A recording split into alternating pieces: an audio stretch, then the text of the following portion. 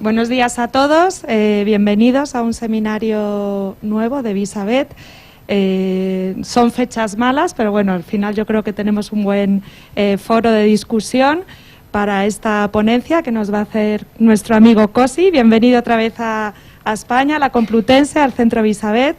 Me comentaba Cosi que va a dar la charla en inglés, pero que entiende el español. Y lo habla, yo creo, tímidamente, pero bueno, ha estado con nosotros previamente, le conocemos todos porque estuvo 5 años con nosotros, con el profesor Bruno González Horn, y bueno, pues aprovechamos su visita a unos cursos del Escorial. Estás haciendo ahora una Erasmus, si no me equivoco, y bueno, pues, se ofrecieron el poder dar aquí un seminario, o sea que muchas gracias. Nos va a hablar de un tema pues que hoy en día es muy importante, de One Health, y de todo lo que es resistencia en antibióticos, en este caso en coli, en tu casa, que es Ghana, y bueno, pues esperando un poco pues a ver los resultados que habéis obtenido. Bruno, no sé si quieres comentar alguna cosa de, su paso por... Sí, bien, muchísimas gracias. Pero a lo mejor lo hago en inglés, voy a pasar el inglés para un poco presentar a Carriage. So thank you for hosting us in this seminar. So science doesn't stop. So independently of whether it's the end of July or August or whatever, we are always here active, and it's my pleasure to present Courage Cosi Saba. So welcome home, Courage, because we know that this is your home. So you know that we love you very much here. And as you know, the relation Complutense UDS, University for Development Studies, started by 2005 more or less, when Spain constructed several campuses in the northern region of Ghana. And since we've been collaborating a lot. So Courage came to Spain, and he was here 5 years in our laboratory, and then since we have sent many people to the UDS is sending many people to UCM, and this relation is getting tighter and tighter. So thanks to you, because you are now the head of the international relations in the UDS. Not only that, also recently you were elected in the WHO and FAO. One of the members of the expert group of risk assessment on food. So congratulations also for that. It's not easy, I know it very well, so congrats. And well, for us it's not very surprising, because you've always been a very, very good PhD student. In fact, I remember that you got the best possible mark for your excellent PhD, so summa cum laude. And since it has been a pleasure to collaborate with you. So Courage is going to talk about antibiotic resistance in E. coli. And well, I don't know if I could be a lot of time talking about our relation and the relation of the UCM with UDS that finally signed an Erasmus program. We've been together in EU projects, and now the Complutense University is starting an African school. And this African school, we already have organized the first summer school that will be held in Africa in the UDS. So this relation of, as I was saying, Complutense and UDS is tighter and tighter, and for us it's really a great pleasure to host you and to have you here. So as said, welcome home, and thanks for coming. Thank you. Yeah, I think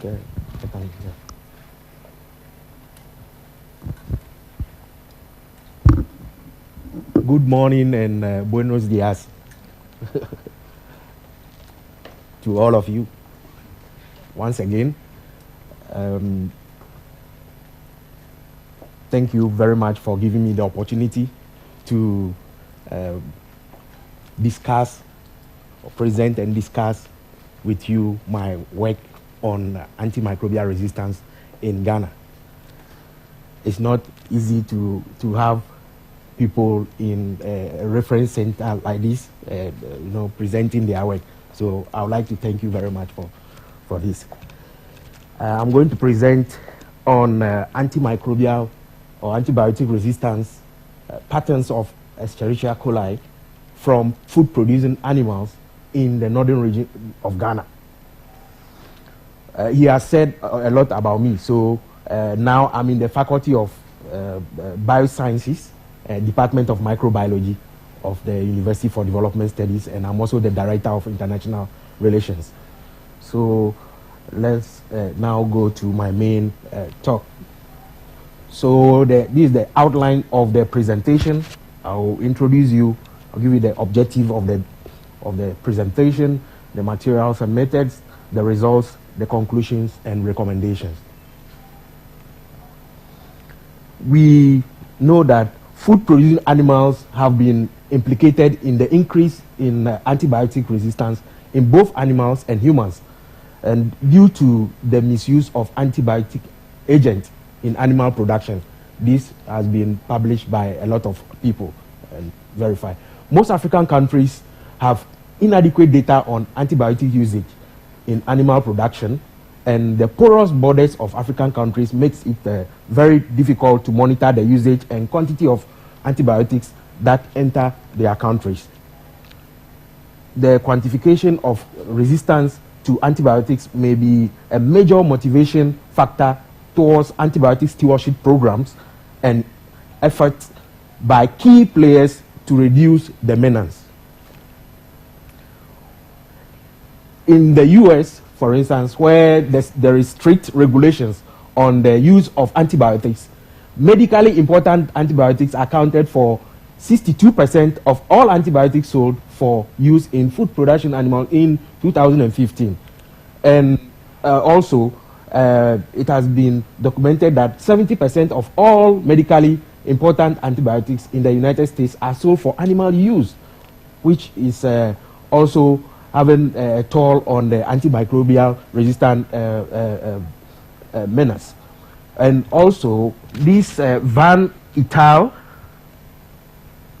Did a review on antibiotic use in Africa, and he recommended that in order to use antibiotics in animals, we must have a prior diagnosis of the disease before we use it. If not, antibiotic resistance will occur. And the use of antibiotic can be curtailed where there is widespread education of the danger, misuse, and regulatory policies of antibiotic agents among the populace and prescribers. Northern region of Ghana is the powerhouse of animal production in Ghana, especially ruminants. They produce most of the ruminants in Ghana. But there is little information on the antibiotic usage among farmers, as well as the resistance levels of common microorganisms to antibiotics. Also, recently, we did a metagenomic analysis of sewage from 76 countries in the world, and where I submitted samples from Tamale for them to look at resistant genes in the sewage. And you can see with the red arrow all the resistant genes that have been found in sewage in Tamale. We also recently, together with Bruno, we also found carbapenem and pan-aminoglycoside resistant strains in hospital sewage in Tamale. But look at this. If animals are into this already resistant environment, okay, you can see the animal here. They jump here, drink, go back, go to the houses, living with people. So if you have such a resistance, resistome in there, and animals are jumping in and going out, it's also a risk. So the objective of this project was to first to determine the usage of antibiotics among food-producing animals, those farmers producing food-producing animals in 5 selected districts in the northern region of Ghana. Then to isolate and identify E. coli from the feces of poultry, pigs, sheep, cattle, and goat. 5 species of animal. Then to also determine the resistant patterns of isolated E. coli to common antibiotics used in the area. That was our objective. This is the study area. Those of you here, you know Tamale, Bruno and co. So this is Tamale, then Yendi, Savlogu, Tolon and Kumbungu. So this is where we did the work. 5 districts.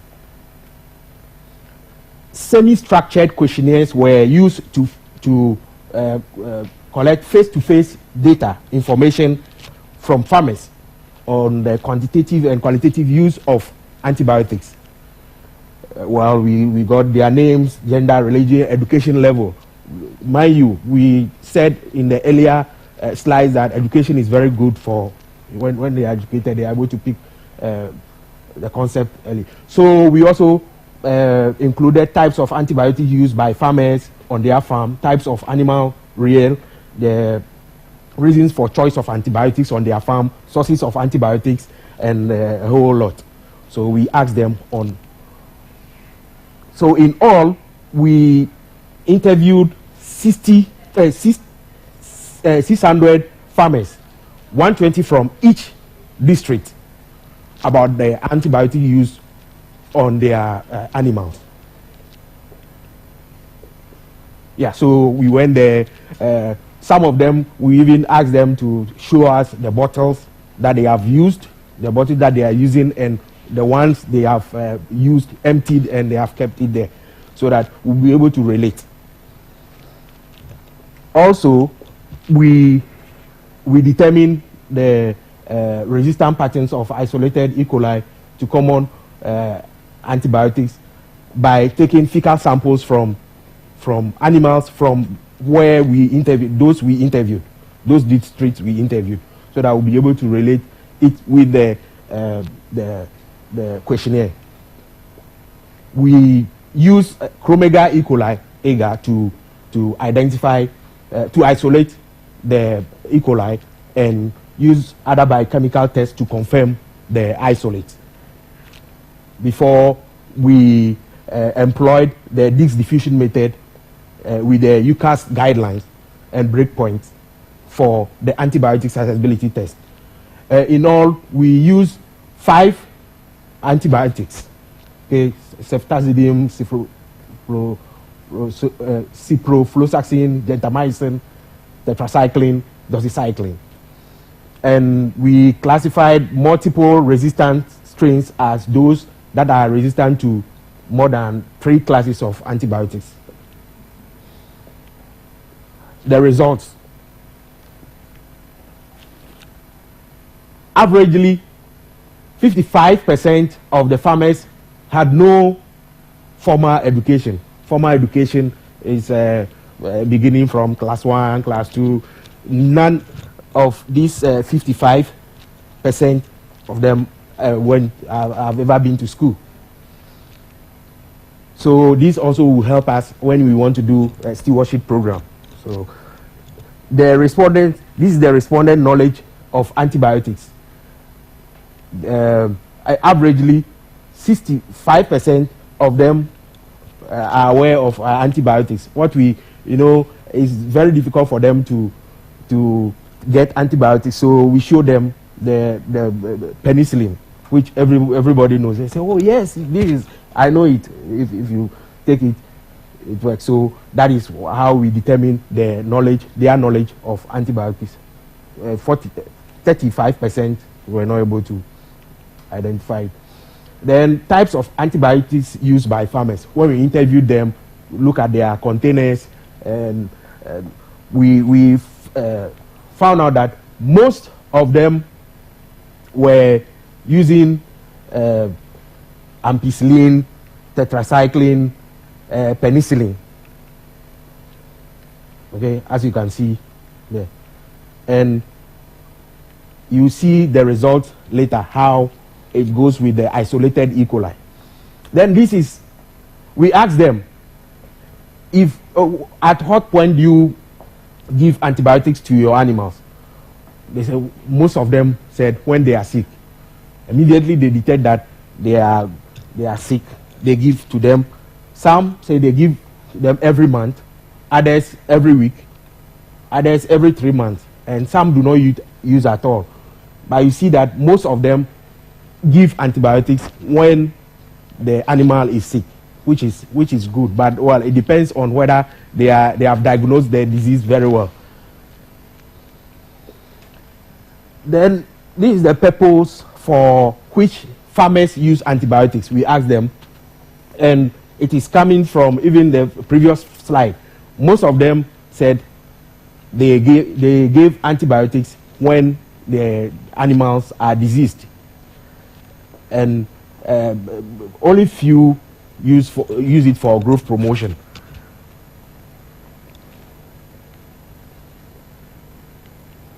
Yeah.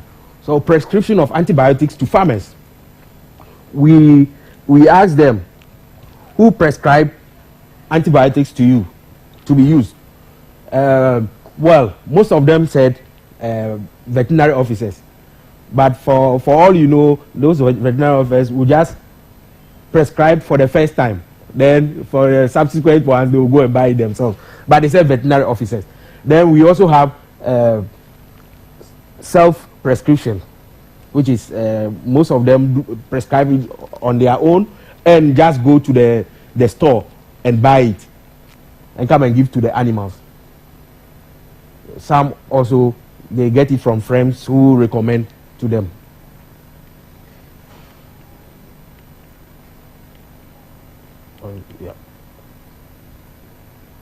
Yeah, so this is the sources of antibiotics. We asked them where they obtain it from. Most of them said they get it from the veterinary pharmacy. That was mainly in the larger cities, the Tamale, Savulugu, and Yendi. They are quite big, so they have access to pharmacies. So they get it. They have access to veterinary pharmacies, so they get access to it. But those in the Tolon and Kumungu district, they are a bit rural. They buy it from the drugstore. Drugstore is a small pharmacy in the villages, so most of them buy it from there. Farmers' administration of antibiotics before selling animals.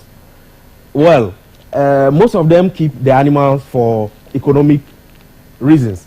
So maybe they will give, when the animal is sick, they'll give antibiotics, and maybe in 1 or 2 days they would like to dispose it off before it dies or something like that. They'll slaughter it.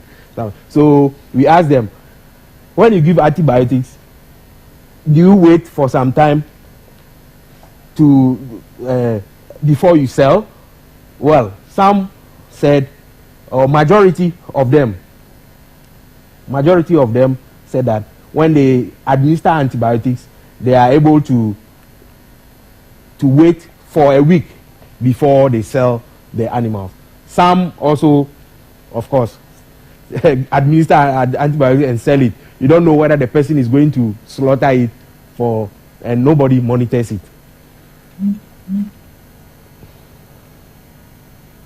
Farmers who use antibiotics on their farms. Well, these are generally all the farmers use antibiotics on their farms. We have 93% of the farmers saying they use antibiotics on their farm. Only very few do not use antibiotics on their farm. Well, the category of animals that we have, most of them kept poultry and ruminants. Poultry and ruminants together, whilst all others kept only poultry or only ruminants.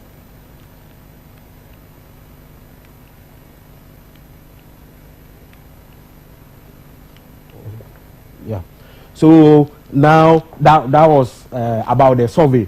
Now we come to the isolation of the E. coli and the resistance.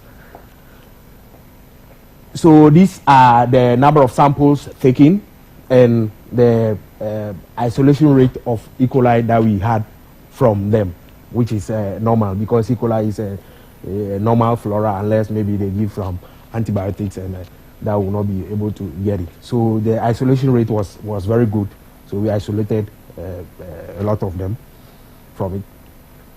What were the results? So you can see from figure 4 that the poultry recorded 94% for tetracycline. 94% of the strains of the isolates that we took from poultry were resistant to tetracycline, which is also something you'll be seeing in the subsequent slides, because in the interview too, they said they were using a lot of tetracycline in the. This is for cattle, and the only surprise here was the resistance to gentamicin and ceftazidime, which is quite high, but very low in poultry. We have the isolates there, so we are going to do further work on it. This is pig, and you see that the resistant rate is slightly low, but very high to tetracycline, which they use. And tetracycline and doxycycline, they are of the same class, so don't be surprised that it's following the senior brother, tetracycline. This is sheep. These are the results for sheep, where we also found that tetracycline was very high. This is for goats. In fact, goats had the least resistant rate, but still higher for tetracycline.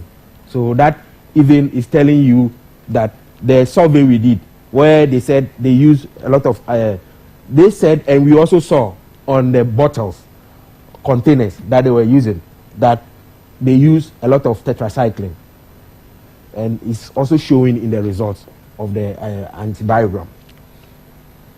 This shows the overall all the animals that we work on. So you can see TET is very high. Sorry. TET is tetracycline is very high in poultry, followed by pig, then sheep, cattle, and goats, in that order. So our conclusion for this work is that majority of animal producers in the northern region are male, according to our survey, and more than half of animal producers had no formal education.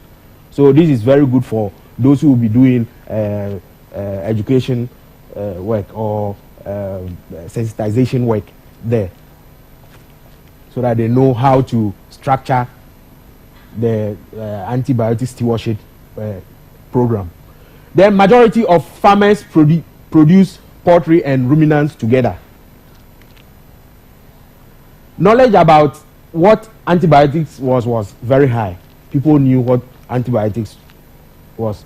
And the commonest types of antibiotics used by farmers were penicillin, amoxicillin, tetracycline, ampicillin, but some use occasionally tylosine, which was found in Yendi, only Yendi, one of the districts, but the rest of the district we found no farmer using tylosine. Most of the farmers administer antibiotics only when the animal is sick, but not for growth promotion. Most of the farmers got their antibiotics from veterinary pharmacy and pharmacy for human drugs. Resistance of E. coli to tetracycline was highest in all animals tested, followed by the doxycycline, cephalosporin, gentamicin, and the least was ceftazidime. Overall highest resistance was observed in poultry, E. coli from poultry, followed by pig, sheep, cattle, and the least was in goat. Interestingly, when I did my work in 2012, I presented my work in 2012, we didn't find resistance to ceftazidime, which is a third generation cephalosporin in poultry, but now we have some resistance. That shows that there is a really increase in resistance. Among all the isolates, we classified 13 of them as multi-resistant strains because they were resistant to several antibiotics. The recommendation of this project is that the One Health approach should be practically promoted, especially among animal producers in the study area. Well, we talk about it, but we don't practice it. That's what they do now. Pharmacies and drug stores operated should be advised not to sell every antibiotic to animal producers to treat their animals, because when they go to the drugstore, they just say, I want to buy antibiotics. They don't ask them, what do you want to use it for, or they want their money. So, yeah, so they should be advised. Veterinary professionals should endeavor to diagnose specific diseases of animals and make sure they are bacterial infections before they prescribe antibiotics.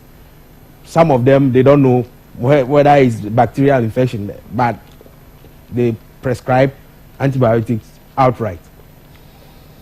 Animal producers should make sure they always have clean water available for their animals to prevent them from drinking sewage water. As I showed you in the sewage, because there is no water available for most of the animals are free range. If they need water, they will get down into the sewage and drink.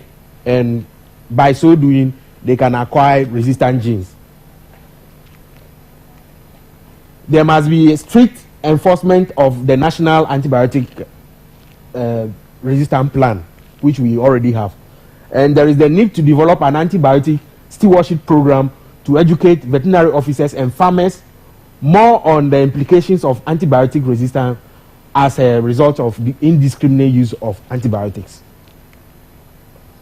And further studies are needed to identify specifically the resistant genes that are present in various isolates that were resistant to antibiotics, and they are available for further work on it. Thank you very much. This work was funded by the International Foundation for Science and also supported by Professor Bruno Gonzalezon of Complutense University of Madrid. Of course, the Complutense University also played a part in this because I came here on an Erasmus, which we signed with them. So thank you very much for your attention.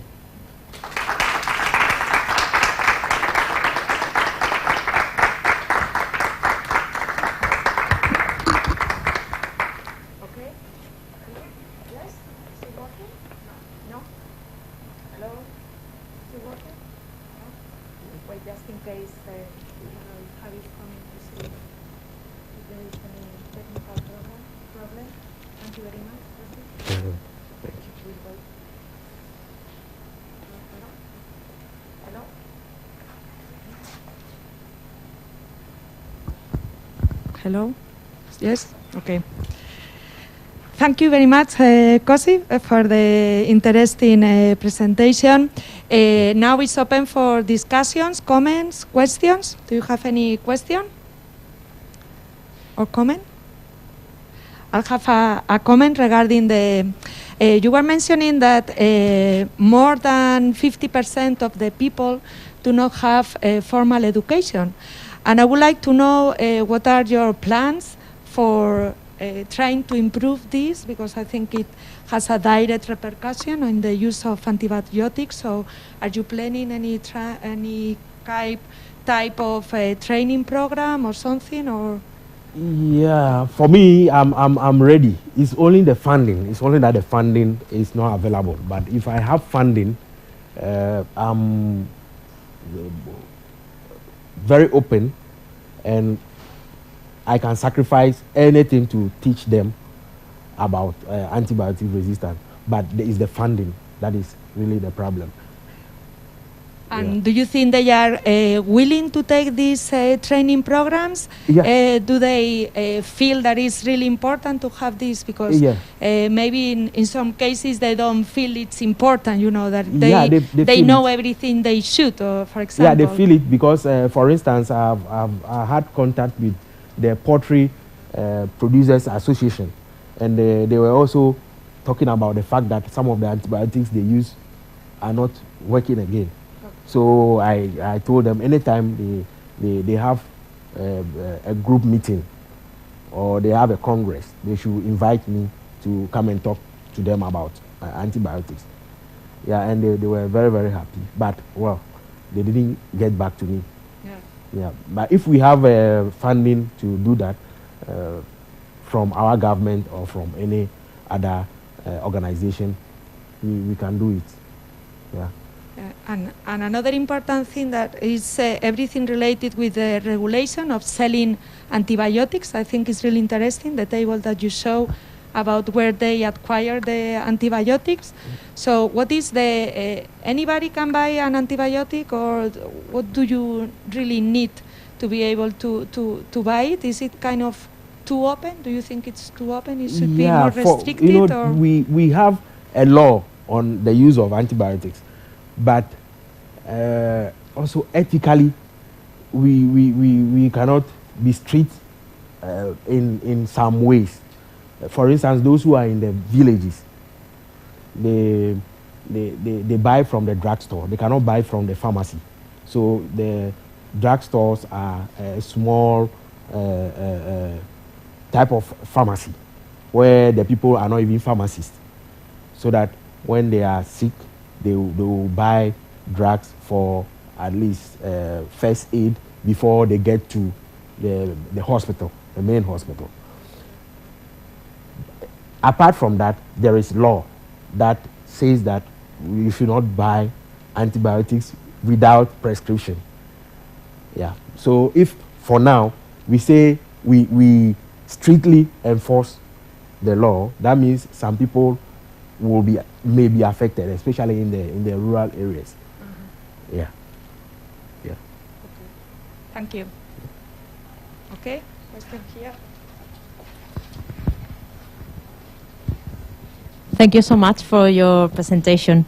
I'd like to know, or you mentioned the situation about antibiotic resistance in E. coli from different animal species, but do you know about the situation for this E. coli from human beings? Do you know if there is a correlation between the resistance you found in animals or the ones that are in humans? Yes, yes. So as I said earlier, my work was on animal, human beings, and food, my PhD work. And the isolates we got from from my thesis, compared to what we have now in humans, animals, and food, are increasing. This presentation is even an attestation to that, because I also got samples from poultry which were not resistant to third generation cephalosporin, but in this work that we did recently, we found resistant to third generation cephalosporin. So in the resistance is really increasing from the work we are doing compared to what we have done previously. Yeah. I think the question, sorry, yeah. So I think the question was today. So today, currently, what's the relation between the resistances that you find in animals and the resistance levels that you have in humans? I think that was the, no? So it's not the development of the resistances in the last 10 years, but today. So today, these are the resistance levels in animals. No. If you know something about the resistance levels in humans today. Today, no, recently, no. I've not done anything. We don't, and from that sewage work that we have done together from the hospitals that we published this month. It was from the PhD thesis. So we have analyzed the samples coming from hospitals in the same region, in Tamale. And there the resistance levels are very high. Very high level resistance to carbapenems and resistance to all possible aminoglycosides. So compared to what we have in hospitals, these resistance levels are low compared to that. But we can discuss about that. Thank you very much. Just a short question. One, the antibiotics are really expensive for the economy of the farmers. Second one, when the farmer give antibiotics to the animals, they treat only the sick animal, or they treat all the animals in the farm, or most of them? The first one, I didn't get it. The first question. The first one was the antibiotics are really expensive drugs for the farmers. Yeah. Yes, some of them are even struggling to buy antibiotics for themselves. So to buy for animals is also another thing. And as I showed you, some buy from other sources, apart from even the drugstore and pharmacy. There are people who are herdsmen, that's Fulani people, who tie these antibiotics and go around selling to people. That's the cheapest. So people some of them prefer to buy from the Fulanis, those who don't have money. And yes. Then the second question was when they supply antibiotics to the animal, only they give to the sick animal? Yeah, so they are direct. They give only to sick animals. Yes. Are given by parenteral route or oral route? Mostly oral. Oral. Mostly oral. When it comes to the intravenous, and they call the vet. Yeah. Thanks. Hi, Courage. Very good talk. I was wondering if all these animals are free roaming animals, right? They are not enclosed, especially the goats that I saw in Tamale. So have you seen a correlation between the amount of antibiotics that the farmers give to the animals in the district and the amount of resistance that you saw in that species? Because I am surprised by how high the resistance is in poultry, but when I went to Ghana with you, all I saw were goats roaming around, eating the food of the people, getting into the sewers. So I am very surprised by that. So I don't know if you have some insight in a correlation between the free roaming of the animals or maybe the giving of antibiotics. What do you think is more important in? Yeah. So poultry. For poultry, we have a lot of poultry farmers who have intensive production. Yeah. But for the goat, sheep, cattle, most of them are free roaming animals. They go and come back home in the night. Yeah. But we've not quantified the antibiotics in the various districts.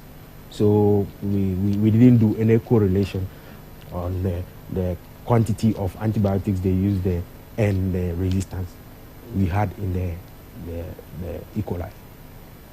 Maybe that's something that we can do next time.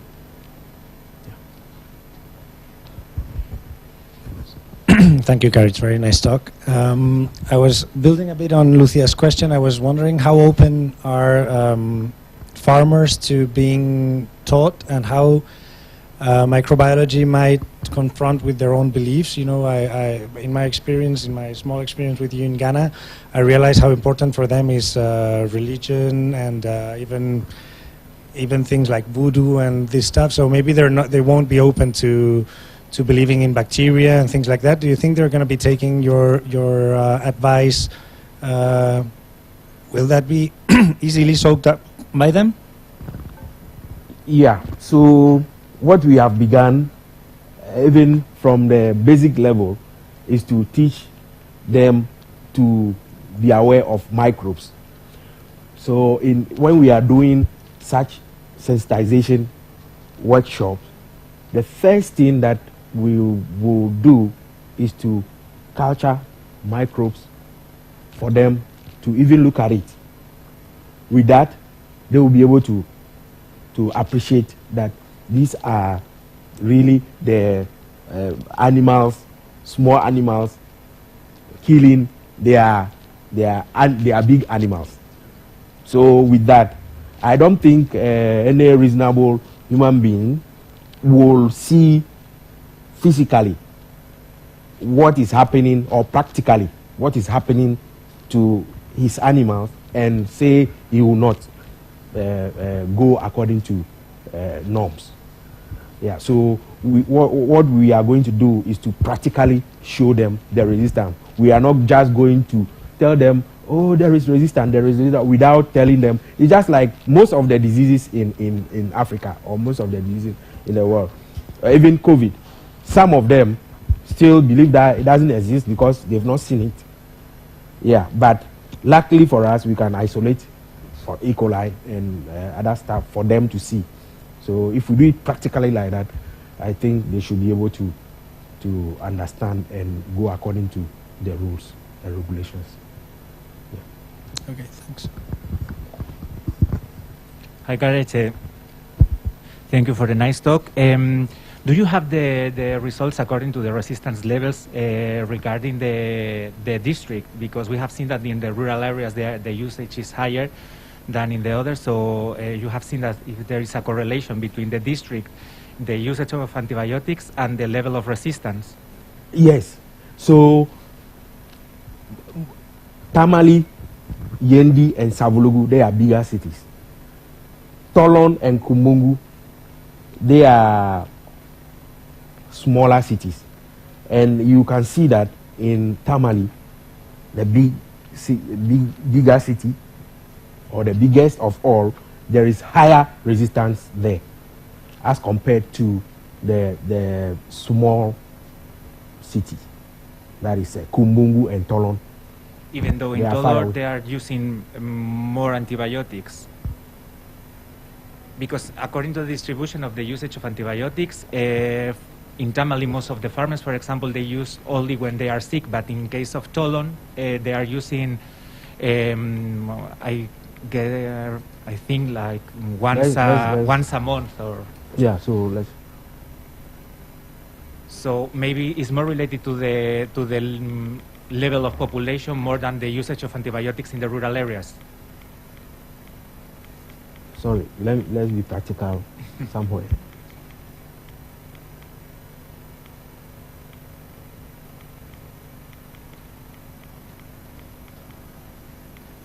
I think it's here. That's right. Is he? Yes. So here, for example, we can see that the levels of usage in Tamale, for example, is only when the animal is sick. Yeah. But for example, in Tolon, the percentage is higher for they are using in like once a month regularly. So I don't know if maybe the population level is also an important factor in these different districts for the level of resistance, and not so related to the usage of antibiotics in the rural areas. Yeah, very, very interesting question. Here, we've found out that almost all the people in Tamale, they had education, they had formal education. All of them, 100%. Whilst those who are not having the formal education are in the Tolon and the Kumbungu districts and the Yendi. So I think it has to do with the education on antimicrobial resistance or understanding. That is why I think the Tamale people who are a bit who had formal education, they are not using the antibiotics like that. But the rest who have no formal education, they are doling it out at any time. Yeah. Thank you. Okay. Any more questions? Any question from online or yeah?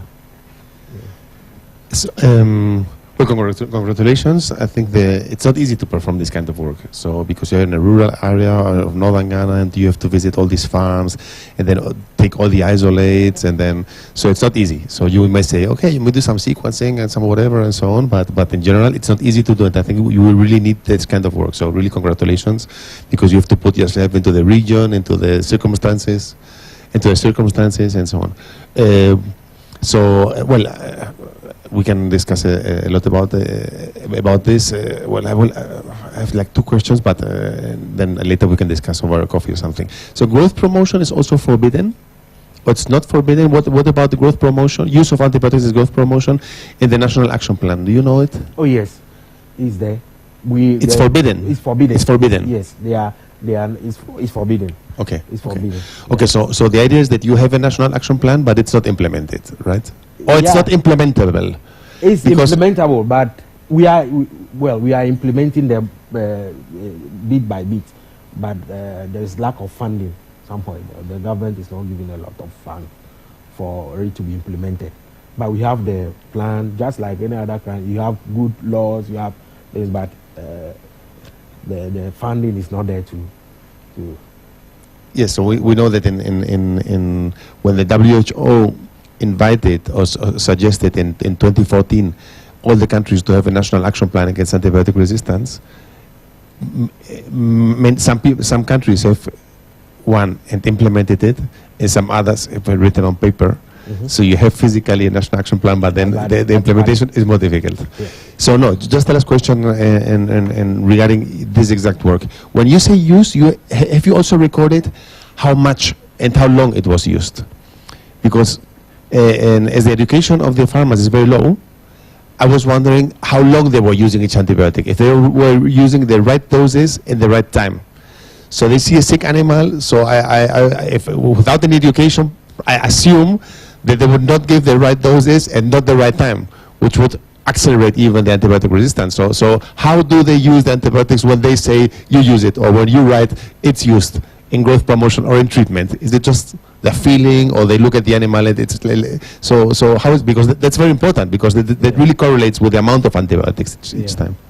Yeah, normally they go by veterinary prescription, but some of them, depending on the severity of the disease, they give more. And I also said that our borders are very porous, and we have a lot of antibiotics, and even the handling is an issue. So when they even give the recommended one from the vet, it may not be effective for some of them. Yeah. So that's the real issue we are having. Yeah, so the issue is even worse.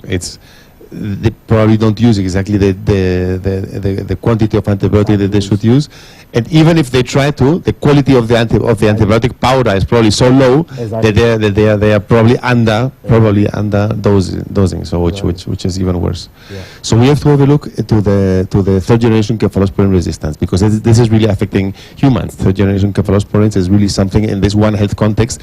Tetracycline and so on resistance is high also in Spain, also in Europe in general in animals.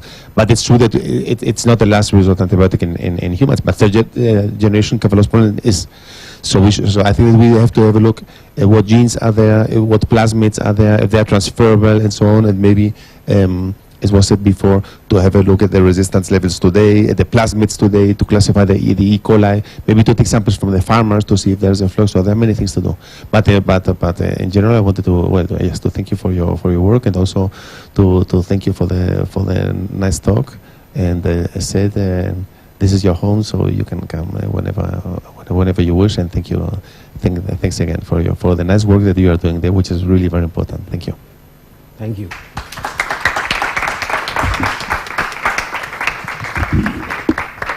Okay, thank you very much to everybody that is here and in the other side streaming. And if you like, we can get a quick family picture. Yes? Okay, so thank you.